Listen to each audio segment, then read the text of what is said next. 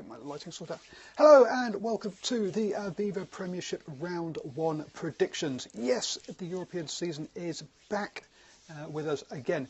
Now, if you want to see my preview of the Aviva Premiership season, then please watch my video from yesterday. You can get that either on Periscope or on YouTube, or you can go to the DrivingMaul.com website and watch it there as well. I'm Paul, the guy behind DrivingMaul, and a quick reminder, as it is the beginning of the season, these are fun predictions for discussion. These are not betting predictions, so please don't go losing the house on this. So, finally, you can get hold of me at DrivingMaul on Twitter, or drivingmaul.com is the website as well, as I've already said. So let's crack on and have a look at what we have in round 1. So round 1, we kick off with Gloucester versus Exeter. Newcastle then host Worcester. Saracens play Saints. Wasps play Sale. Irish are against Harlequins, and Tigers will play Bath. So that is your round 1 games. First up, as I say, Gloucester versus Exeter. Now these two teams seem to meet in the opening round a few times. This is when Exeter were promoted from the Championship. This was their first game in the Premiership. And Exeter have the more settled of the two sides. Obviously the same coaching setup. They are the champions. A few new players have come in, but not a great amount of disruption.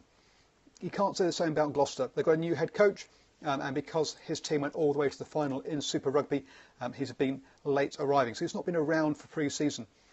Laidlaw Hook, their 9-10 axis, have also been changed as well. So it's a new coaching setup, new guys pulling the strings.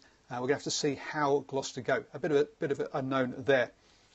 So early season, with that all in mind, Exeter have the more settled squad. They are the champions. Yes, they are away, but I'm going to back them to win by 5 points. This early in the season, it's obviously hard for a lot of these predictions. We don't know how the teams are going to have gone through pre-season. Some of these teams will be looking at hitting the ground running early doors. Other teams will be going, you know what, this isn't really the part of the season that wins and loses the Championship. It's the end of the season. So we don't want to be going too gung-ho at this point, and different sides will have factored in their pre-seasons differently. Two sides that will be looking at hitting the ground running because momentum will be so much for them are Newcastle and Worcester Warriors. Newcastle Falcons made some good signings over the summer, and they beat all our expectations last season. Well, definitely mine. I had them predicted to go down last season, and yet they spent a lot of the time in and around that the top half of the league. They slipped away towards the end and finished up in 8th, so outside of the Champions Cup spots. And that's probably good for them actually this season, because it means they've got the experience of fighting it out in that sort of mid-table area, but they don't have the distractions of the Champions Cup. They can concentrate on this with the Challenge Cup. Worcester Warriors, I don't think their off-season business has been that great. They're very much reliant on Hugard, who's away with the Springboks. So I'm looking at this one being a home win by 7. Saracens then host Northampton Saints. Now Saracens, obviously the European champions, the best team in Europe. And if we look at Saints, you've got to look at some of their business. They've lost Lewis Picamoles over the summer. You've got to wonder if Saints have really got the squad that they've had previously.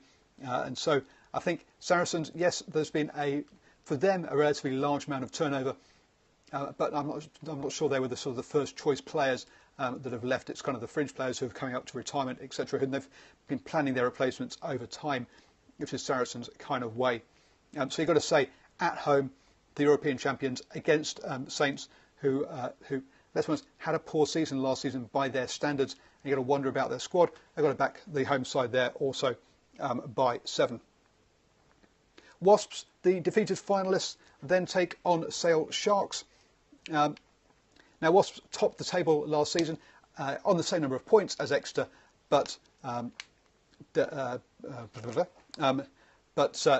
more wins than Exeter. Interestingly enough, they scored more points than Exeter, but had less try-bonus points. So were they flat-track bullies sometimes? Maybe.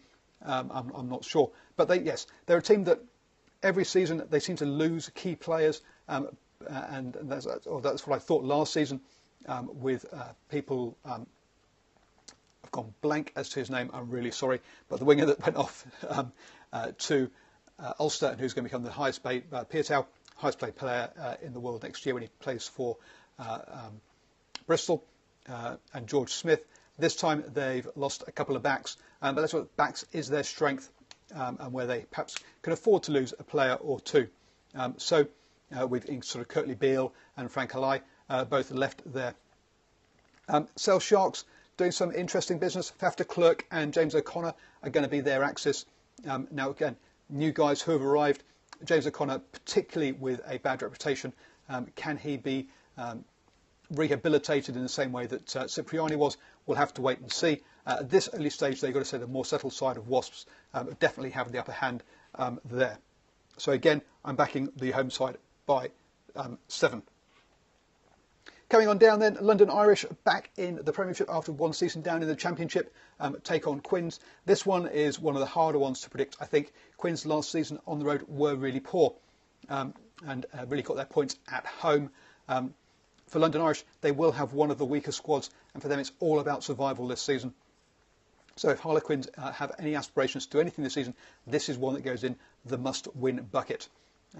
Obviously their stars that have been away on international duty, particularly with the Lions, will have been back late. They had a shorter pre-season, but even so, this is one that Harlequins must be targeting for a win. But as I say, they're not great away from home, so I'm just going to back them by 3 there.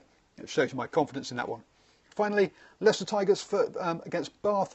So 5th and 6th in the Premiership last season. Bath had a really good start to last season and faded away with injuries. And Blackadder will have had a full pre-season with them, so they should be up and running better.